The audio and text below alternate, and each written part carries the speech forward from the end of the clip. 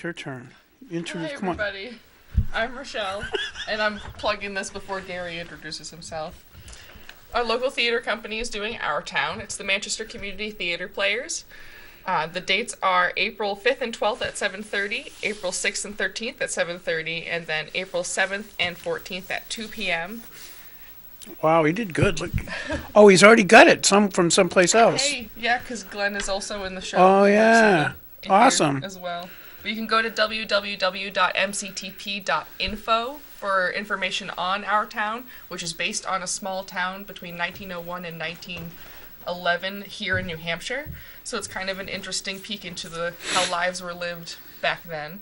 Is this your big acting break? You're going to get rich and never talk to me again? I've been doing local theater since 2008, so it hasn't happened yet. Yeah, but this could be it. Maybe. I play the town drunk, so... Well, that's good.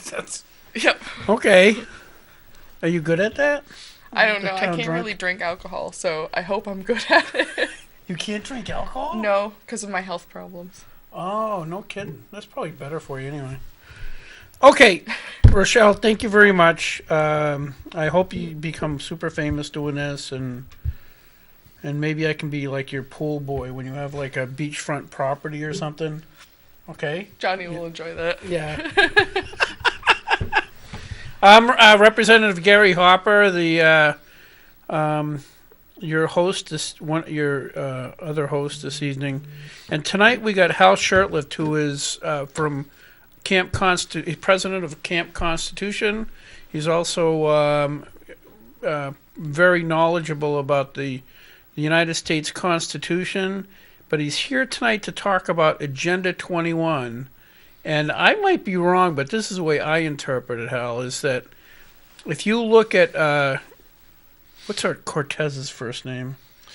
Alexandra. Yeah, somebody calls, I think Rush Limbaugh calls her occasional cortex, came out with a Green New Deal where basically she wants to get rid of all vehicles, planes, and which would mean that if there's no vehicles, that means everybody's in the city.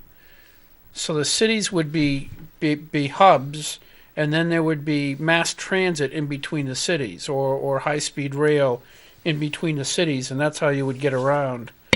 And unless I'm not mistaken, that's kind of what Agenda 21 is. Well, exactly. In fact, she's done us a favor, but she didn't come up with this this many-page document. This is something been sitting on the shelf, and it was dusted off, and she was asked to introduce it. And she, of course, I don't know if she's ever even read it.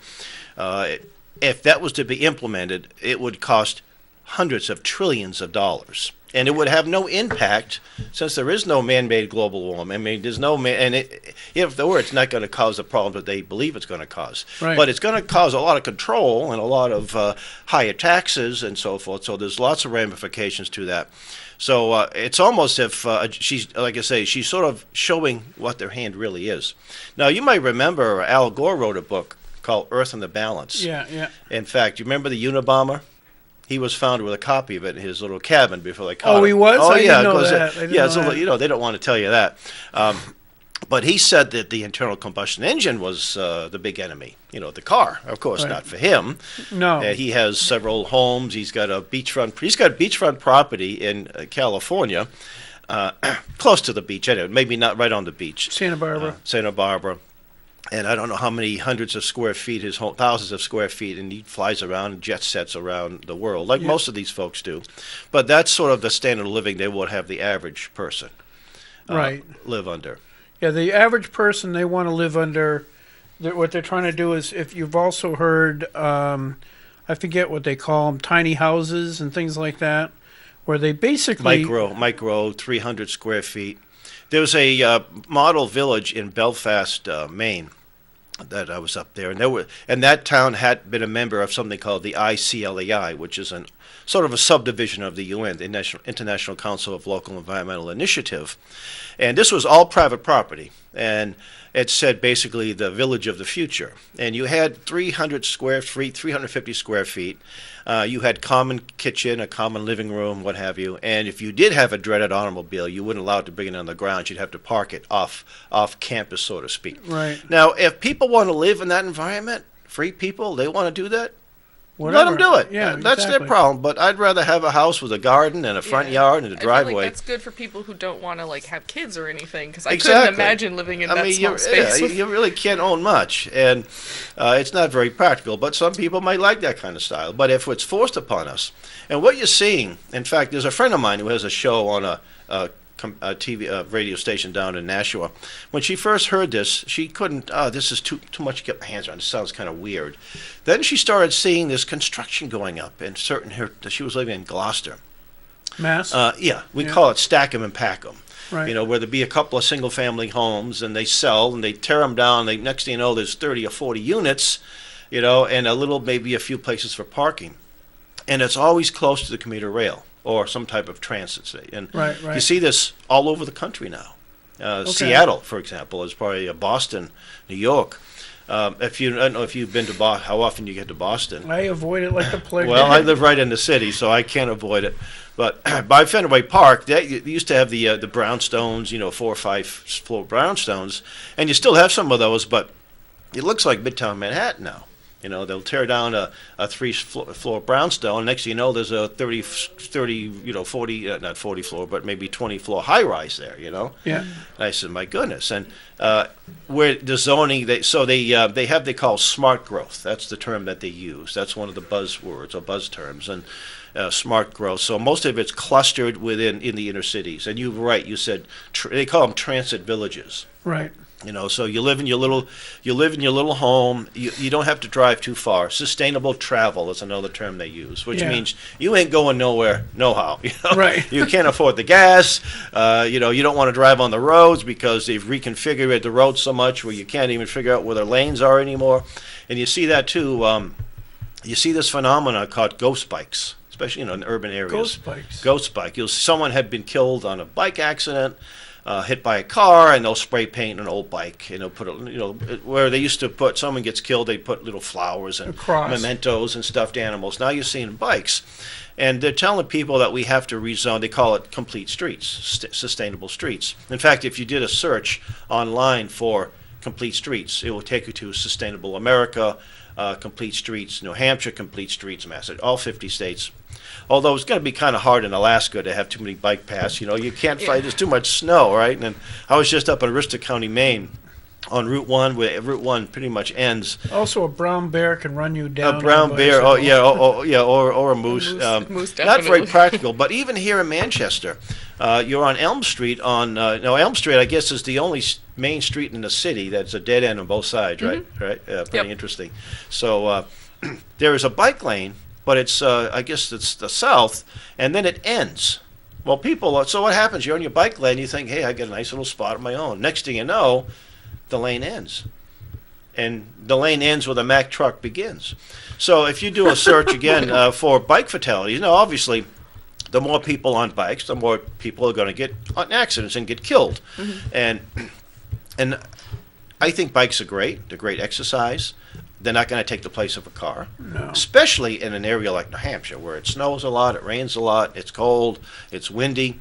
I imagine if you looked out the window here and just gauged how many people are riding bikes in an 8-hour period, you're not going to find too many. Not a lot. Mostly kids. Mostly, yeah. And somebody who's lost their license. Yeah, exactly, right. Now, it's interesting. So it's happening in rural areas, and it's happening in urban areas. Well, Rindge, New Hampshire, for example, they did a good job. They organized there, and they got a lot of this Agenda 21 plans out. But I don't live too far from the Dorchester section of Boston. We call the inner city. And there was a pastor, Pastor Bruce Wall, been there for 30 years as a church. Across the street used to be a 3-family home. We call them triple deckers, right, in Boston. Bostonians, and a storefront, and it was a crack house abandoned. The city tore the buildings down, and they gave him sort of unofficial custodian of this unpaved, just gravel and fenced lot. That was 30 years ago, and I said to him, you should have bought it 30 years ago. You would have got it for $1, Right. It's now worth about $10 million. Oh, wow. So the city wanted to sell it to a developer and put in this clustered housing. And they say, well, what's wrong with that? It's the free market and all that. Well, yes, to an extent, it's just pay-to-play kind of thing. Right. Not everybody's going to be just highest bidder. But what that would do is it will raise the price of the rental units. It will completely change that community. And the idea is to get people from the suburbs and the urban areas, get them close to the city where they work. But it's going to dislocate the poor, mainly poor blacks, that wouldn't be able to afford the rent anymore. They'd have to move to Brockton or someplace else. So it's just like it's reverse. Yeah. And you're not really saving the planet. You're not lowering anyone's carbon footprint. You're just sending a new group of people that may have taxes, and it will definitely increase the tax base. But thankfully, he had a little rally, saved the parking lot, and he invited me to attend. And there was a bike lane. It was very interesting. We're out there for about 3 hours. It was 2 years ago in the early spring, a little cold out. Not one bicyclist went by. And most of these folks really don't understand, most Americans don't understand the bigger picture. And I explained to him Agenda 21 and this bike lane. And he was kind of funny. He said, you don't find too many black people in the inner city riding bikes. It's just not something that they do. Right, You might go to Cambridge, Massachusetts. Well, a lot of people well, on the bikes. thing is, it's an issue, because I bought my grandson a nice, I don't know what the BMX bike. Mm-hmm. He put it in his basement and it was stolen. So if Really? you own a bicycle in Manchester, it's probably going to get stolen. There's just so many. So if you're in a poorer community, out in the suburbs where I live, you could leave a bike on your front lawn for a week and Right, nobody's no going one's to going touch to it. bother you, yeah. But so owning a bicycle in the city is not necessarily a great plan, because somebody can just take it if you just leave it unlocked for 20 seconds. And the sad thing is, it's mostly people who are riding these bikes to work. They're professional people. Mm-hmm. They're people who could hop on a subway, hop on a bus, or just take a 10-minute commute and drive. Yeah. But they think they're somehow saving the planet. Every week, Communist China is opening up another coal plant, right? So you're going to have to ride your bike a whole lot to offset those new coal plants every week, you see, if you really think that that's the issue. More people Uber now than take a bike too. And another thing is they're banning plastic bags. Yeah, They're banning these deadly things called plastic bottles. They're banned in certain cities. In fact, I brought a little prop here because this is a reusable bag, so-called, with quotation marks, right? And these are what now people in Boston and cities all over the country. Texas, thankfully, it was in about 10 cities and towns, and it was declared unconstitutional by the state constitution. I would say it's unconstitutional based on the U.S. Constitution, Article 1, Section 8, the Commerce Clause. They're saying the city of Boston's telling business people, that you can't use these bags, you can't buy these bags from another state, another company, and use them, and you're forced to charge people 5-10 cents a bag when they check out. Now, I don't know about you, but if I just spend $100 on groceries, and they want to charge me another 25 cents for to put them in bags, I think it's a good service to give your customers, give them bags. So now you can't do that. So they encourage them to buy these things, and it looks nice and clean. This is not too old. My son used to work at this supermarket, and they're nice people, nice family-owned local chain in Greater Boston. He said some of these bags are filthy. People don't wash them. Only about 8% of the people who use them, and they did a study on this, 8%. So instead of calling this a reusable bag, if you call it a cockroach motel, it has a whole different concept. Now, people, they've seen bugs come out of these things, silverfish. I called the city of Boston, the woman in charge of the plastic bag ban. It went into effect December 15th or December 12th. The Tea Party was the 16th, December 16th. I said they should have just added insult to injury and create it on the December 16th. They didn't appreciate my historical humor there. Anyway, I said, what would happen if a grocery store was using dirty bags, unsanitary bags? What would you do? She really didn't like the line of questioning. So I said, I had to answer for her. You'd probably fine them, wouldn't you? Board of Health would come in and say, you can't do this anymore. Mm-hmm. I said, but every customer that comes in there has potential of bringing in unhealthy, unsanitary bags. Not just insects, but E. coli, because one day you're putting meat in there and chicken, next day you're putting vegetables in there. So this is and not only, these things aren't as environmentally friendly as the plastic bag, as you might think. These mostly are made in China or Vietnam. Now, you're making something in Vietnam and China. That's a long way from here. Now, how do you ship them? You put them on a boat with wind turbines or sailboats, or you put on a boat that's burning some type of fossil fuel. Right. Yeah. Then they got to bring them to California, and they have to be trucked across the country. The plastic bag, this one here, this evil plastic bag, which, by the way, was an environmental innovation back 20 or 30 years ago when they started going to these, because you were saving on the paper. You weren't using this paper. These are made by natural gas byproduct, almost solely made in the USA by U.S. workers. And you know, it's interesting, it can hold 1,000 times its weight. That's pretty remarkable, you know. I mean, and they say it's a single use. I said, well, that's sort of a misnomer. We use this in our home for many things. And I believe in good stewardship. I believe in recycling when it's economically viable. If you take some plastic and you have to bring trucks out to pick up my plastic bottles, and then you have to bring them to some place to be processed and then shipped somewhere else, that's a lot of energy it uses. In fact, there are a lot of cities around the country now that are reconsidering their recycling because it's just not feasible. Yep. And it's not environmentally friendly. Well, in Manchester, in Ware we still do it, but in Ware we separate out the plastic. Yeah. Because in Manchester they had Single stream. They had recycling bins, but people were throwing garbage and everything else in. Right. So, Yeah. So it was no longer practical to do it that way. Yeah, and a lot of people just aren't recycling anyway. The other thing too is I was talking at the State House because they were doing, straws and bags. Well, isn't there a statewide bill to ban plastic bags in the whole state? Correct. Yes. And no, it's not to ban them. It's to, I have to be careful. It's not to ban them. It's to basically charge you for them. Charge you for them. Yeah. But the problem is they say they want you to use cloth bags, but like you said, the amount of disease that's carrying, I think there are places that have implemented cloth bags, not their amount of sicknesses that have increased because of these people reusing bags is pretty significant. That's right. Yeah. It's because it's a health risk. So the only remedy to that is to wash them. Mm-hmm. Well, if you wash a cloth bag, it uses more energy. That's right. To wash a cloth bag than it does to create one plastic bag. One plastic bag. Yeah. So for all these environmentalists, they're not saving anything as far as the environment. They're making themselves feel better, but I don't know. That's right. There was a former governor of Washington State, Dixie Lee Ray. She's since passed away. She was a nuclear scientist, by the way, too, a brilliant lady. And she gave a talk one day at the Eagle Forum, Phyllis Schlafly's group, Eagle Forum. Yeah. And she said, she had a bottle in her hand, and she said, what are bottles made from? She said, glass. And what's glass made from? Sand. Are we running out of sand? She said, no, but we feel very warm and fuzzy when we recycle. We think we're saving the planet. Like riding our bikes, taking our little recycled bags, and so forth.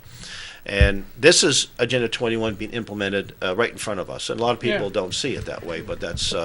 in fact, I have this book. Agenda 21 is something that happened. It was a meeting in Rio de Janeiro in 1992. Okay. We had people from about 160 nations there. Al Gore, at that time he was senator. He was there, of course. John Kerry, George W. Bush, H.W. Bush was there, the late H.W. Bush, and the Beach Boys were there too. Nice. Among other, and several things came out of that meeting. Now this was just a show for the whole world. The stuff was going on a few years beforehand and already written up. But one of them was this 40-chapter document called Agenda 21. And this is like a Cliff Notes. This isn't, the whole thing would be more like that, over 1,000 pages. And this guy who was the editor of this, who completely supports it, Daniel Sittarts, he said that effective implementation of Agenda 21 will have a profound impact on every living person on the planet. Not just some kind of feel-good stuff, but a major overhaul of everything we do. And at this meeting, there was a guy named Maurice Strong. He was one of the, I guess he's since passed away, he's one of the granddaddies of Agenda 21. He was a Canadian billionaire, oil man. Nothing wrong with being a billionaire. It's how you made the money, what you do with it is the problem, right? He was a New Age devotee, owned about 40 different ashrams all over the United States and South America. So he really didn't live his carbon footprint was pretty big. When he spoke to this event, and I had a friend of mine that was a journalist there. He was one of the few conservative journalists that attended this event. He said the biggest threat to the world. Now, what would you imagine in 1992 what the biggest threat to the world may have been at that time? You might was think, it still nuclear war? You might think nuclear proliferation. You might think terrorism or something like that. No, he said the American middle class was the biggest threat to the world. And when he said that, the Americans were cheering him. Right. People have, I don't know, they have a death wish or what. And the reason why the United States was such a horrible threat is because of our middle class. You would think the middle class is what most people around the world who don't even have running water or electricity. Look at North Korea. Look at parts of sub-Saharan Africa, North Korea, Cuba, Venezuela. Yeah. Cold water, clean water, running water. Sanitation. These things, electricity. When we put a switch on, we expect the lights to go on. Yeah. That doesn't happen in a lot of parts of the world. But he said it was here. But and then it was because of our consumption patterns. And when I give presentations and different groups, I'll see how many people here drove in a car that burned oil, and almost everybody did. And how many people go home to a house that's heated with oil or gas or coal or wood? And in New Hampshire, more wood than coal than would say in Greater Boston. How many people here like to have red meat once in a while? I say, yeah, come on, fess up. So it's our consumption patterns that are the problem. Yeah. And that's why you see a lot of the Agenda 21 policies being implemented in the United States. It's being implemented around the world, but here in the United States. And a lot of people, I'll confront some of these people in the town halls, and they don't even know what Agenda 21 is. They're just, ideologues, true believers, people who mean well. And I think they'll go to Huffington Post or they'll go to the Southern Poverty Law Center to see what they say about it. And then they come back with, it was just a non-binding agreement that happened in 1992. Nothing to worry about. A conspiracy theory or what have you. And in fact. So give us an overview of what exactly Agenda 21. What is their end game? The end game basically is a total socialist state, a socialist country, a borderless socialist country, a socialist world. That's the end game. For what purpose? Control. That's all we can gather. And people are motivated for different reasons. They're, I say, true believers. Now, I was up in Maine a few years ago, and there was one of these sustainable development programs going on at a college in Waterville. And we had a little signs out there handing out information, and this professor come up to me. He was a true believer. He said, in 10 years, it's usually a 12-year period, Maine will be a refuge. People will be coming in from the south, because living in Alabama and Georgia and Florida will be uninhabitable. We got to prepare for that. Well, that was probably about 8 or 9 years ago. And Maine just had its coldest winter on record. And up in Aroostook County, the most snow they've ever seen, recorded snow. So I know the South had some cold weather. Midwest had some cold weather. So I don't think there's going to be any refugees coming up anytime soon. No. Most people leave Maine to go to Florida, especially in the wintertime, the snowbirds. Just like here. And if you're able to, you go down. Well, there was actually, to talk about that, the one of the major glaciers in Greenland that the left was using as their barometer of how quickly ice is melting, turns out that it actually has been growing at the same rate it's been melting over the last couple of years. That's right. And what they determined was that there was, if you looked at the glacier, there was a current that kind of went under it in this little bay area, and the current had been warm for quite a few years. But it switched like currents do. Everything changes, and it switched to a colder current going under the glacier. And now that glacier they were all worried about is growing, like I said, at the same rate it was declining, and it's going the opposite direction. Well, it's interesting. I have a radio show, Camp Constitution Radio, which you can hear on our YouTube channel, Potomatic. It's a shortwave station out of northern Maine. And I interviewed a man by the name of Tony Heller, Heller. He's a weather and climate historian. Right. And when I first read his article, he had pictures, newspaper clippings, and it could have been written today, from the 1890s and on, where they thought the caps were going to melt. They thought there's going to be another ice age, there's going to be another warming period. And in the 1930s, we had some of the worst heat waves in our nation's history. And thousands of people died as a result. I think it was 1936. Yeah, because they didn't have AC yet. That's right, and mostly inner city tenements and so forth, right? Yeah, Now, yeah. and AC is something that's not sustainable. Oh, yeah. Because it burns a lot of electricity. So the people who don't like us, our carbon footprint, they don't like they don't like to see a building full of these little air conditioners on Yeah, the the thing windows. is the same people who don't like to see our carbon footprint increase or our air conditioning to be used would never refrain themselves from actually using air conditioning. That's right. It's just sort of hypocritical of them. Yeah. And I actually had a chance. I attended a couple of climate change conferences in New York City hosted by the Heartland Institute. And that's a great resource for people who might be watching. The Heartland Institute has some great resources on this issue and many other issues. There's one that I disagree with them on, but they're pretty good on most issues. And I got a chance to talk to the man who was the head of CORE, Congress of Racial Equality, Roy Innes. CORE used to be known as a very left-wing group, but they've come a long way. They still call themselves liberal, what have you, but those are the kind of liberals I can live with. And Roy was actually a chemist. He's since passed. His son runs it now. He was in Africa, in sub-Saharan Africa. They were trying to get DDT reintroduced. And with him was this French scientist, Paul, his name will come to me, Paul, R-E-I-T, I can't remember his name. Anyway, they were able to convince one particular country to bring back DDT because back in the 60s, Rachel Carson's Silent Spring, he said, we don't put DDT in the fields, we put it around the homes, and it kills the mosquitoes. Mosquitoes are a result of malaria, and thousands of people are dying from malaria and unnecessarily. So they're able to bring that back.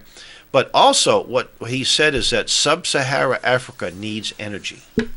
They need energy. If you want to have a true sustainability and a population that can be to strive and go somewhere, but if they keep up to the levels they have now, they will always be in third world poverty. And Agenda 21 will make sure that they have that third world poverty. Yeah, I know, and I don't know if it's part of it, but I know that I'm gonna forget his name. Who was the guy that used to own? Gosh, I forget his name.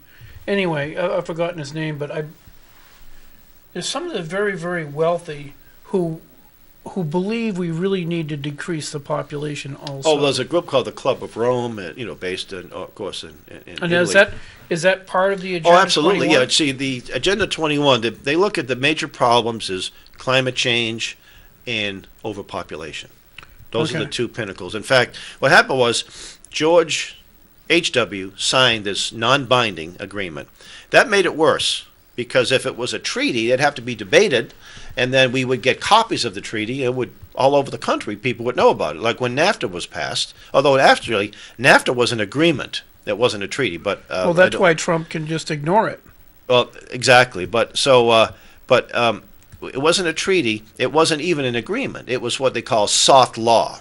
So President Bush brings it back home, and he says, we're going to make sure that all of our departments, our federal departments, will implement this.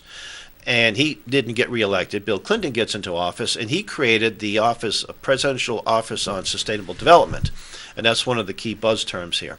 Mm-hmm. And he hired the American Planning Association to take the 40 chapters and to turn into something that how we can implement it here in the United States. And you can find that online free, a free PDF, Towards a Sustainable America. And one of the objectives Towards a Sustainable America was to have population stabilization, not just in the United States, but around the world. The Constitution that I have, my copy, doesn't give anybody the power to sustain the population. Right. Right. So that's why you'll see we, for years, have been giving millions of dollars to International Planned Parenthood and giving it to, and not only that, but also a population resettlement, too. You know, which is a little troubling, too. I mean, free people should be able to live with it where they can afford to live or where they want to live, and it shouldn't be up to these masters telling us where we should live and should not live. Yeah. So that was so I do recommend. So those who might scratch their heads and say, "Oh, I don't believe this is kind of far fetched," just go right to your computer, put in "Towards a Sustainable America," and it's right there. It's about 400 pages. You don't have to download it. You can read it online and just skim it. I mean, I haven't read it from cover to cover, but I've read enough to know it's just pretty bad stuff. Yeah. And it's Ted Turner, I believe. Ted Turner, right? Yes, was one of the ones who believed that we right. need to get rid of. I think the number was 30% of the world population. Well, that was 1/3. You know, the Jacques Cousteau, this is even more shocking than Jacques Cousteau, who was also a speaker at this conference. No, he another man passed away. No, I remember growing up watching the End of the Sea World, Jacques Cousteau. I think you could probably still, and I have to admire him. He was a World War II hero. He was innovation in submarine technology, and that's where my admiration ends. He was interviewed in the UNESCO Courier. UNESCO, United Nations Education, Science, Cultural Organization. This would have been about almost a year before the Agenda 20, or maybe been that spring. Anyway, he said that we have to stabilize, we have to kill 300, or eliminate, I think was the term, 350,000 people per day. It's a terrible thing to say, but it's even worse not to say it. And if the people understood where these people were really, if they really understood, it's unbelievable. You could read it right in their own right in their own words. Is it just arrogance? In other words, when somebody like Ted Turner says we need to get rid of 30% of the population, it is always presumed that they're not part of that 30%. They're not part of it. They don't volunteer themselves. It would be like the poor and the homeless, and so they would be first. They would be first. Yeah. The right. one or sick people. Sick people. Or people who would be genetically defective. And it's interesting. I wouldn't make the cut. You'd make the cut, yeah. No, I wouldn't. Well, of course, if you have views that aren't very popular too. I live in Boston. I mean, my worldview is not too popular in Boston. There's some of us, but I'd probably be sent off to the relocation camps. Yeah. I'm not really worried about that actually, but yeah, absolutely. There's another thing too that the abortion is a part really, and it's really more birth control than it is a woman's right to choose. Well, it's about killing unborn children is what it's about. That's right. And it's interesting, too, the eugenics connections to the abortion industry. Yes. One of our instructors is a black minister from New Right. Jersey, and he was up in Boston in early December. And I said, we need to go to an address in the town of Milton, Massachusetts, which abuts Boston, on Adams Street. Now, we were across the street from the home that used to be where the president of the American Eugenics Society was, and this was 1939. Margaret Sanger wrote him a letter, and you can find the letter online. Her papers at the Smith College in Northampton, Massachusetts. You got to back up. Okay, so Margaret Sanger is who? Margaret Sanger is the founder of Planned Parenthood. Right. And she launched what was called the Negro Project, and this was to encourage black clergy members to have their congregants have. It wasn't abortion in those days. The abortion was still illegal, but to have birth control, and she wrote this letter to the president of the Eugenics Society, and she said, we don't want the word getting out that we're trying to exterminate the Negro. So Right. I had my friend, Reverend Kraft, read the letter across from the house where he had lived. And Mr. Gamble was the heir to Procter & Gamble. His Okay. grandfather was one of the founders. Right. And he also was a pioneer in spermicides. It was interesting. 5 doors down was the birthplace of George W. Bush. So really? Prescott Bush.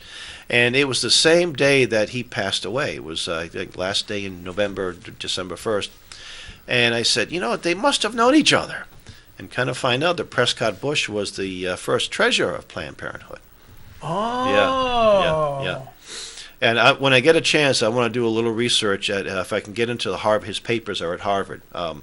Not Prescott, but this Clarence Gamble, Dr. Gamble. Right. And I'm sure I'm going to find correspondence. I mean, they live 5 doors down. I couldn't imagine at that same time frame. Yeah. So I couldn't imagine them. And then I saw the fact that that Prescott was the first treasurer of Planned Parenthood. Yeah. So Margaret Sanger was a thorough believer in trying to eliminate the black population. Well, at least control it, but not just blacks. But she looked at Mediterraneans, anyone who, Anglo Jews, what have you. In fact, she had a Nazi doctor write for her birth control review, Dr. Ernest Rudin, who was involved with the killing of the handicapped in Germany. Right. Yeah. Because I believe she met Hitler, because Hitler was pretty enthusiastic about some of the stuff she was doing. I'm not sure if she's actually met Hitler personally. I can't be certain. I know she went to Germany. She may have. Yeah, I'd have to do a little research on that. But she did. She used to go to Klan. She was invited by the Klan a lot. Yeah. And the Klan didn't like blacks too much, and so she was welcome there. Right. And she apologized. She had no issue going there. But that's the root of Planned Parenthood. Is if in fact today, if you look at the Planned Parenthood places where there is Planned Parenthood, Yep. Many of them, if not most of them, Inner cities. are inner cities around minority communities. Actually, the blacks make up about 13% of our population, 39% of abortions in this country. Yeah, is in New York. I believe it's in New York or New York City. I don't recall which. One year there were more black children aborted than born. Yep, that's probably the case. Yeah. Yeah. Yep. So that's what they want to do. Of course, that's their idea of population control. Yeah. They've even talking about putting sterilants in the water supply. Now, I don't think they've done that yet, but that's one of the things that they have been talking about. Who? Agenda 21. Yeah, actually, there was he was a judge in Connecticut back in the 90s. He was talking about doing that in licensing parents. In other words, you can't have any children unless you have a license, you see. And in communist China, they have a one-child policy, which they somewhat got away from, but I think they're coming back to it now. It was the whole if you had a girl first, then you couldn't have any more kids. It was like, it all had to do with the sex of the child. Well, a lot of times they would abort the females. Yeah. Or they would just kind of give them to the orphanages. Well, I remember I was on a plane and I met this young lady. She was a missionary to China, and she had her children, white children. Mm-hmm. She had a little Chinese baby that was badly burned, and she told me they found this baby in the woods, and that woods had caught fire, and they brought it to the Shriners Center in Boston, which they do great work there. I said, that's the throwaway society. That's how little they regard some people have for human life. And if you ever watched the movie Gosnell, the trial of America's biggest serial killer, if you read the book is far better because it's much more detailed.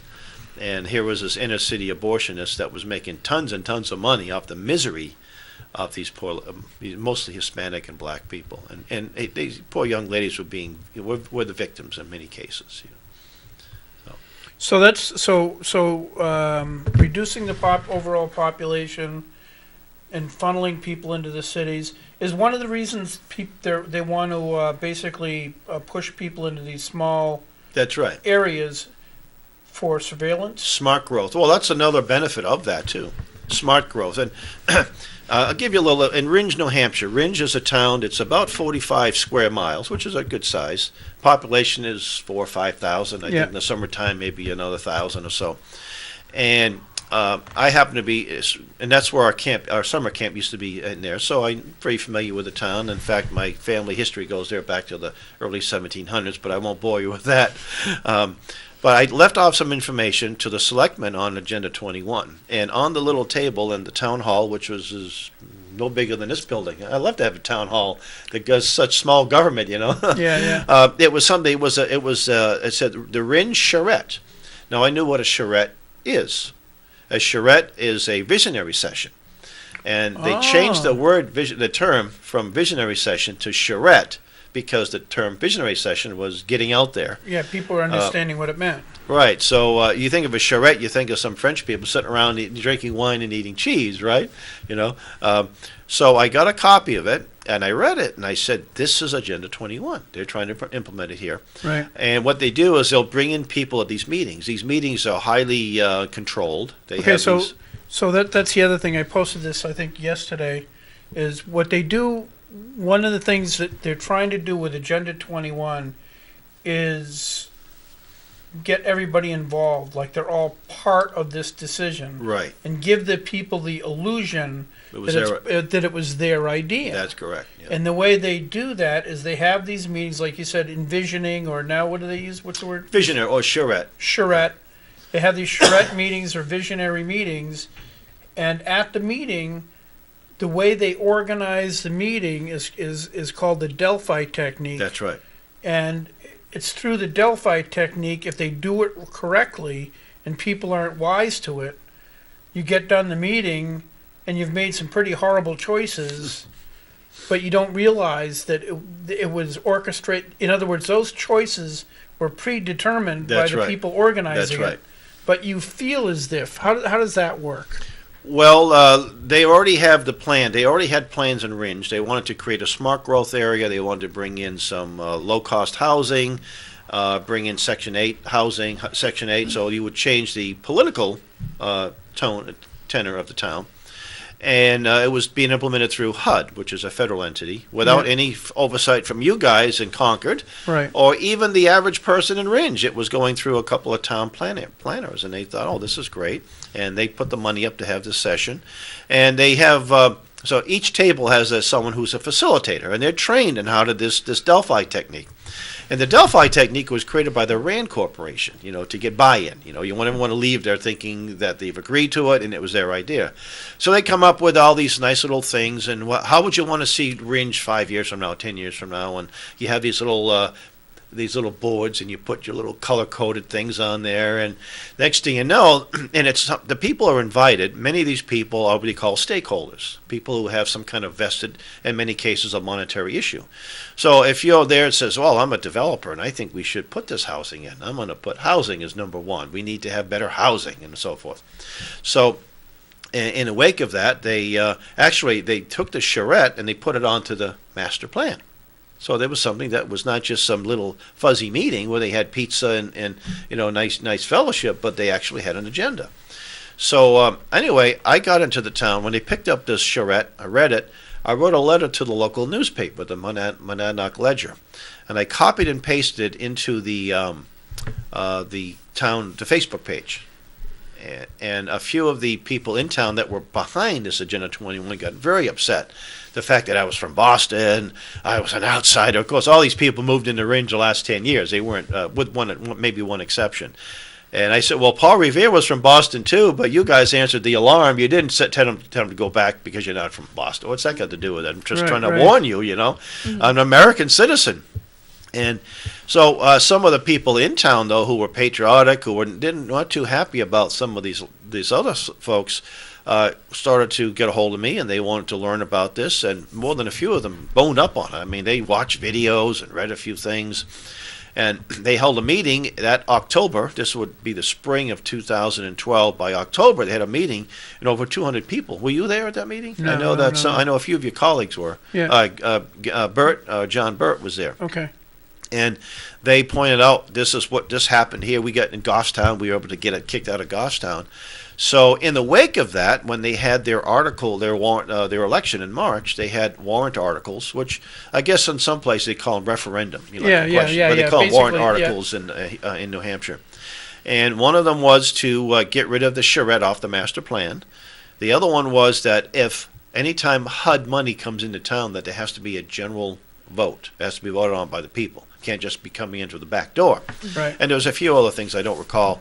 And they also voted out the town manager who was big into this, and a couple of selectmen. There's only 3 selectmen, and they got rid of 2 of the ones that were part of this. And it was really turned the town upside down. It kicked out, these guys were out of there. And in the wake of that, they had this nasty blog that the town's been stolen, and I was one of the villains, Yeah, you are a villain. And I would That's why I say- invite you on. Yeah, I appreciate it. I was going to say, well, I'm going to rename the town, Shurtleffville, and I'm going to bring in the Koch brothers, and we're going to put a tire recycling plant and chop. I was just having Oh, fun with God, that, yeah. But some of the people in town who were very upset about this blog, I said, no, this is really, it shows that we're having an impact there. And in the wake of that, this group called Save Our Town. So you've got people now who used to, working 2 jobs, or when they'd have a little free time, they're with their children or what have you. Now they're paying attention. And they're going to the town meetings, they're going to the planning board meetings, they're going to these events, and they're not having, the other side is not having the success because people are paying attention. And that can be done anywhere. A little more difficult, I would say, in a city like Cambridge, Massachusetts, probably almost impossible.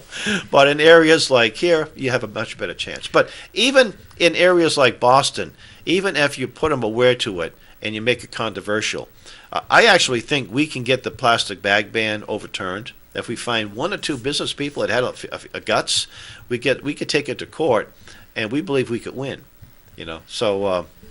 So it can be defeated, and it's not inevitable. Nothing you can do about it. It's inevitable, right? And it's not inevitable. And I feel like when you put, like, the whole idea with putting people in, like, the cities, because this has been dwelling in my mind while you've been talking, that's a health hazard, too. It is, yes. Because, like, you just one serious illness with all the anti-vaxxers now, like, one person gets that one deadly disease that didn't exist for how many years, and boom, the whole And because whole of city's open gone. borders, you're getting people from all the parts of the world that have ailments and diseases that we conquered 2 or 3 generations ago. You see, smallpox was unheard. No one had smallpox, and it's all these crazy things because you have these countries that they don't have the same standards. Europe we have. is suffering big time from this. Europe. Yeah. The guy who actually created the vaccine for smallpox gave it away for free, which is why it was, like, eradicated so much, like, especially over here. But now that it's back, we don't have that free vaccination. Well, of course, George Washington inoculated the army. Of course, in those days, it was a much more risky. You didn't have hypodermic needles. They'd cut you open and put the little bit of the pustule in there, and you'd be sick for a day or 2, and if you recovered, then you weren't going to get smallpox. But most of the casualties in war are health-related issues, not getting hit by a bullet or blown up. But the Civil War, 2/3 of the victims of the casualties were health-related. Well, yeah, they Yeah. Sanitation back then. talk about the ultimate in anti-Semitism. It was, I could have my years wrong, but I think it was around the 1820s. There was a Jewish doctor who noticed that the interns, when they would come in and operate on people, the mortality rate was really high. Because what they would do is in the morning, they would go work on cadavers for learning, Right. then come in and work on regular people. Without washing. Or... Well, yeah, 'cause you didn't know, okay? But the nuns that were also working, their mortality rate was very, very low because cleanliness was next to godliness. And so this is before they understood what bacteria was. This doctor wrote a whole article on how that he's forced his interns to start washing their hands, and the mortality rate has decreased dramatically. And his name was Lister, right? Where they came No. Listerine. That's where Listerine. No. This is before, I think, way before that, Oh, yeah. right? But here's the problem: he was Jewish, so nobody took his research seriously, and they ignored it for another 30 or 40 years At their peril. Huh? At their Yeah. peril, because it was Jewish. So why Well, would we just now? conventional wisdom. They used to bleed people. Poor George Washington. They bled him. They thought it would help him. That was what they used to say. Smoking is good. Smoking cigarettes actually makes you healthy. Yeah, we'd think. That was yeah. said Look that at back the in the list of 30s. ingredients of cough syrup. It's like, hydrocodone, cocaine, There was a alcohol. serious addiction problem Yep. in the early 1900s because they put all this highly addictive stuff and this little, what they call them, snake oil medicine. And It's the good for everything. doctors. Yeah. So Agenda 21 is basically, as far as I'm concerned. And now that they actually have rebranded, it's all called Agenda 2030 or Vision 2030. And it's when anything comes too controversial, sometimes the name is changed. If a brand's, I remember, it was an aspirin or some type of brand that was somebody put poison in and you're sick, so they took it off the Tylenol. market. Tylenol. If a roller coaster kills someone, they change the name. They changed the name. Superman to Bizarre. Yeah. So of course Tylenol, because it wasn't their fault, but so the Federal Council of Churches became controversial. They call them the National Council of Churches. The OSS, which was precursor to the CIA, was so controversial because it was full of people who were real communists. They decided to rechange the name to the CIA. That sounds a little nicer than the OSS, Right. Office of Strategic Services. So if people, so basically, if I have this overview,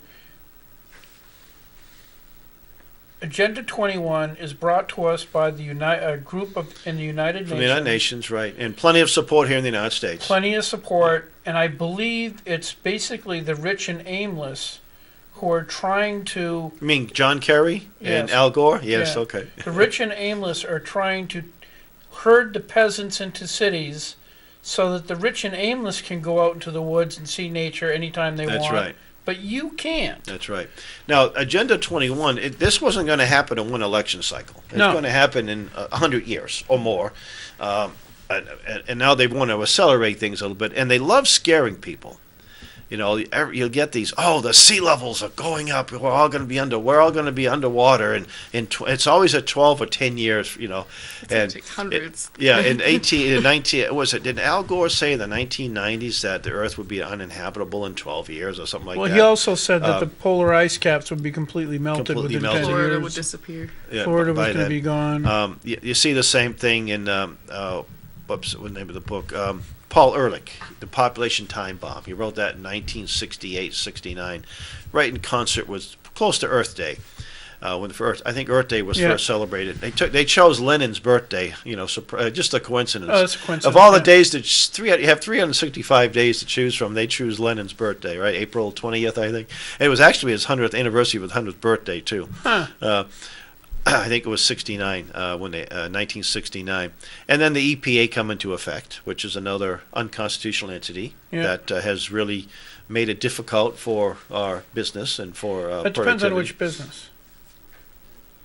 If it's a business that the rich Right. and aimless like, That's right, pay to play, right? Yeah, If it's it was pay a to play. Rockefeller refinery, then it's a little different. But Yeah. if it's you trying to take compete a against the Rockefeller refinery, then there's a problem. that's right. Well, if you had a wetland that was all muck and full of broken debris, and you cleaned it out, you go to jail. That's happened too.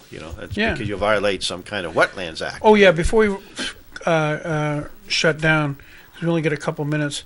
To give you an idea of how pervasive this Agenda 21 is, the Constitution allows the federal government to have say or control over the navigable waterways in the United States. So what they did, I think it was under Obama, is they changed the definition of navigable waterways to basically include swamps or streams. Anything where you could float a toy boat. Right. And it was basically part of Agenda 21 to basically restrict your ability to do things on your property if it's connected to any sort of stream, or I'm sure the aquifer probably fell under that I too. would think so. Well, if we've got some great resources on our website, campconstitution.net. Yeah, there's a section where say downloads, and you can download. I actually put a flyer together for if you have a plastic bag ban that's either happened or contemplated. We get nice free download. We've got some great videos. We have some top instructors at our summer camp program, and this year's camp will be from July 28th to August 3rd. We have one of the world's top atmospheric scientists, Professor Willie Soon, will be there. We have a British Lord Monckton, and they were there last year, and they've got I've some. heard him before. He's really good. He's incredible, yeah. Maybe we get him on the show. We'll see if we can. That'd be awesome. Maybe you can come down to camp and interview him down there. I don't know how to video, so. Oh, maybe you can bring your. No, I won't be able to Okay, go. we'll see what we can do. Maybe we can work yeah, something well, out. Yeah. yeah. It's a little bit of a ride, though. It's like I heard the dates of that. I'm like, that's my family camping trip. I can't. Oh, bail. really? Oh, there's never a perfect. There's no No. perfect week, you know. Is it but- There is a Stalin's meteor birthday shower or that week, though. What's that? Is it Stalin's birthday that week too? July or- 28th to August 3rd. Well, I'm sure just some despot was born that weekend. There's been so many of them. Maybe Attila the Hun. If you go out a little bit where it gets dark too, there's a meteor shower that week every year. Really? That Yeah. numerical week of the year. The dates always change, Oh, but yeah? it's like whatever number week that is of the year. There's a meteor shower. We were supposed to have the Northern Lights. Yeah, I tried to go see We didn't them. see any though. I didn't in Boston. Didn't Yeah, you? they didn't show up. No. But we would have just seen kind of like white strips that Oh, look yeah. like clouds. So Yeah. it's possible that they popped up because it was a little cloudy that Yeah. night. But That would've I been went nice. up to North Conway and didn't see Didn't say anything. anything. Yeah. Wow, you went all the way there and you still didn't get to see anything? No, and then I was in the emergency room the next morning. Frostbite. Oh no, food poisoning. Oh, gee. That's from. She used recycled, we used cloth bags to pick up her groceries. Oh yeah, yeah. Hey, we got to. So how do they contact you or get? You can go to our website, campconstitution.net. Go to our YouTube channel, Camp Constitution, our Facebook page as well. And we have events going on all the time in the region. And if you'd like to have one of our speakers come to your event, get a hold of us, and we'd be happy to accommodate you. Yeah, because for people, if they believe in property rights and the Constitution, anybody who believes that has to be opposed to Agenda 21. That's right. And if you look online, you can find meetings where there was these Delphi meetings where people like you Plan New Hampshire was the group that puts on these Delphi meetings. and if you watch these where the people are aware of what's going on, it just turns into bedlam. Oh yeah, It's yeah. pretty great. It's a lot of fun actually. Yeah, to do because that, you can fight back, but you Yeah. have to know what you're fighting to fight back. And before we run out of time completely, www.mctp.info for information on the local community theater group doing Our Town, which is based off a small New Hampshire town. So definitely come out and see it. It happens this weekend and next weekend. the show's this weekend and next weekend? Yeah. It's pretty cool. My dad was born in Peterborough, 1912. That was a small town in 19. Oh, yeah. Hey, Hal. Thank you Thank very you. much, young man. Thank you so much. I enjoyed it. Been a few years since we are here with this.